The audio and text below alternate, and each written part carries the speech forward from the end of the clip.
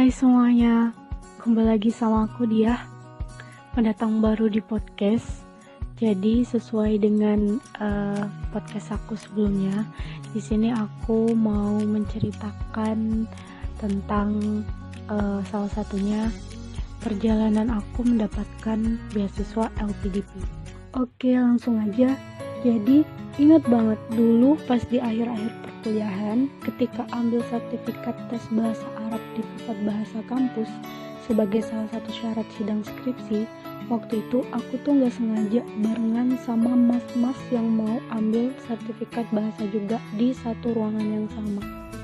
Terus karena jaraknya cukup dekat, aku tuh gak sengaja salah fokus ke tas masnya yang ada logo dan tulisan LPDP-nya. Dugaanku sih waktu itu masnya salah satu award di LPDP ya. Terus aku auto yang wah gitu ke masnya. Terus sekaligus kayak bisa gak sih aku kayak masnya itu benar-benar yang untuk nyari tahu LPDP itu apa aja tuh gak berani gitu. Apalagi kepikiran buat daftar. Ya sudah jelas tidak punya nyali. Terus auto yang bilang ke diri sendiri, udahlah, sadar diri, kamu tuh gak bakalan bisa dapetin beasiswa ini, gitu, ke diri sendiri. Terus waktu itu tuh tahu LPDP tuh gak begitu banyak, kayak cuman selewatan doang. Pokoknya yang aku tahu waktu itu mindset aku pertama kali tentang LPDP itu adalah ya tentu aja dengan minimnya informasi yang aku tahu waktu itu, LPDP itu untuk syarat daftarnya aja punya kualifikasi yang cukup ketat, punya berbagai syarat yang gak mudah, udah titik gitu. Ya auto mundur teratur dong, tapi tetap sih dalam hati doa dan sholawatin masnya dong. Beasiswa LPDP-nya deh. Jauh sebelum kejadian itu, aku emang udah punya minat yang kuat buat ngelanjutin S2 sih, walau entah bagaimana caranya di depan nanti. Sosokan banget kan. Waktu itu aku udah punya target beasiswa dari internal kampus yang menurutku persyaratannya tidaklah seketat LPDP. Namun singkat cerita, entah bagaimana bisa, beasiswa tersebut sudah ditiadakan tepat di tahun aku mau mendaftar. Sempat down dong, secara udah menyiapkan berkas segala macamnya dengan lengkap. Tiba-tiba tahu kabar udah ditiadakan aja tuh beasiswa. Kan nyesek. Sempat terpuruk beberapa hari kan setelahnya, cukup lama membujuk hati untuk tegar kembali. Suatu hari entah apa yang menggerakkan hati ini. Ingat banget waktu itu habis sholat subuh. Usai berdoa sambil bercucuran air mata, meratapi kekecewaan yang masih tersisa atas rencana yang gak berjalan sesuai keinginanku. Sempat yang mikir buruk gitu ke semuanya. Astagfirullah.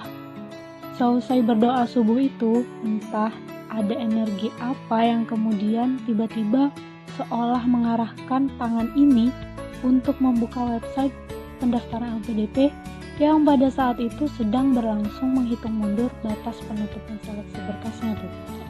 Gak sampai 10 hari lagi, auto download buklet persyaratannya dong ya. Setelah singkat mempelajarinya, yang ada di benakku, apa salahnya mencoba? Akhirnya membujuk diri juga untuk mencobanya. Sungguh di luar rencana, mempersiapkan segala syarat yang kebanyakan masih nihil dalam waktu yang tersisa tidak lebih dari 9 hari. Kebayang gak sih betapa repot dan paniknya? Waktu itu dari awal udah mewanti-wanti dan sugesti diri untuk tidak begitu yang berharap banget dengan beasiswa ini. Bukannya gimana-gimana, takutnya nanti kalau gagal lagi, kecewa dan downnya bisa lebih parah dari sebelumnya kan. Ngebayangin lolos seleksi berkasnya aja udah minder duluan, secara yang daftar ribuan kan. Entahlah energi apa yang membawaku pada akhirnya mampu melangkah sejauh ini, melampaui keterbatasan diri. Tentu aja energi positif dari Yang Maha Kuasa.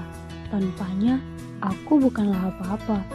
Juga tentu aja berkat dukungan positif dan doa terbaik dari orang-orang tersayang yang tentu sudah menjadi yang selalu, bahkan tanpa aku memintanya. Singkat cerita, setelah melalui rangkaian tahapan seleksi yang nano-nano rasanya itu, akhirnya aku bisa menjadi bagian seperti Mas yang sebelumnya pernah aku temui dan secara diam-diam aku doain nasibnya itu. Ya, aku dinyatakan lolos seluruh rangkaian seleksi.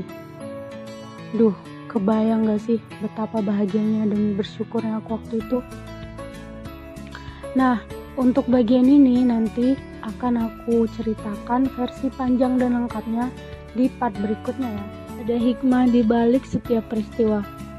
Nampaknya memang benar adanya. Tentu aja, dari rangkaian kejadian yang udah aku lalui, ada banyak hikmah yang menyadarkanku akan banyak hal. Yang pertama, jangan pernah menuhankan rencana. Kadang kita lupa kepada sebaik-baiknya terancang kehidupan Allah Subhanahu wa Ta'ala. Lupa pada boleh jadi kamu membenci sesuatu, padahal ia amat baik bagimu.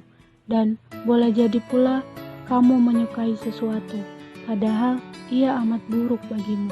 Allah mengetahui, sedangkan kamu tidak mengetahui.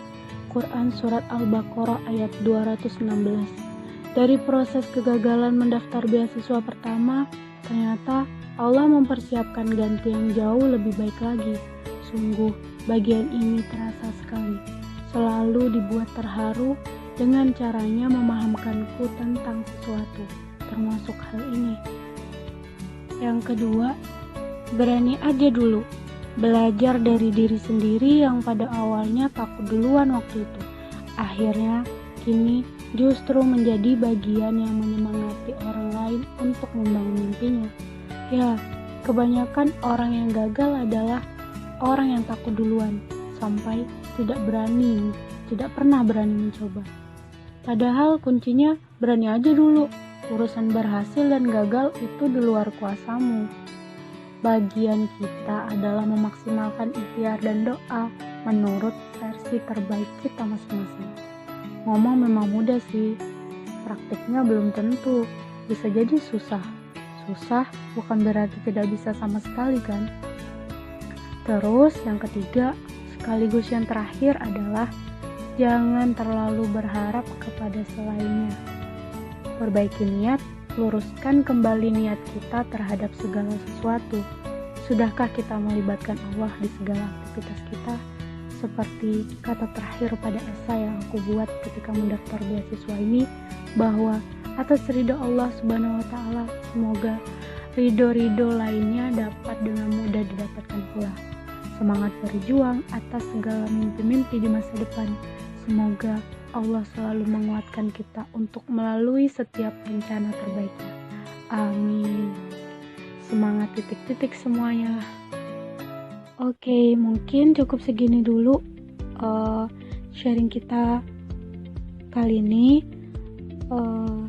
Tungguin podcast-podcast aku selanjutnya. Oh iya, terima kasih sudah berkunjung di podcast aku. Jangan bosan dulu, karena bakalan ada banyak sharing cerita aku yang bakal seru-seru lagi di part selanjutnya. Oke, terakhir semangat titik-titik semuanya. See you, bye-bye.